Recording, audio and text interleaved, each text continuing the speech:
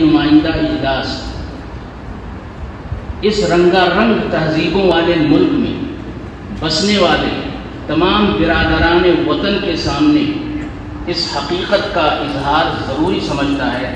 کہ ہندوستان کے طول و عرض میں چلنے والے دینی مدارس اپنی تعلیمی و تربیتی اور ملکی و سماجی خدمات کی ایک روشن تاریخ رکھتے ہیں۔ یہ مدارس جن کا آغاز ملک پر انگریزوں کے تسلط کے بعد دارالعلوم دیوبند کے قیام سے ہوا تھا، ان کا مقصد مسلمانوں کے دینی ورثے کی حفاظت کے ساتھ ساتھ وطن عزیز سے غیر ملکی تسلط کو ختم کرنا بھی تھا، اور انہوں نے ان دونوں مقاصد کو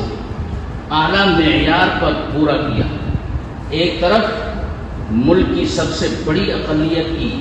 تمام مذہبی ضروریات کا تکفل کیا، ان کو اچھا مسلمان اور اچھا انسان بنانے میں اعلیٰ کردار ادا کیا، اور اس طرح ملک کو نہایت ذمہ دار مزاج کے حامل شہری عطا کیا۔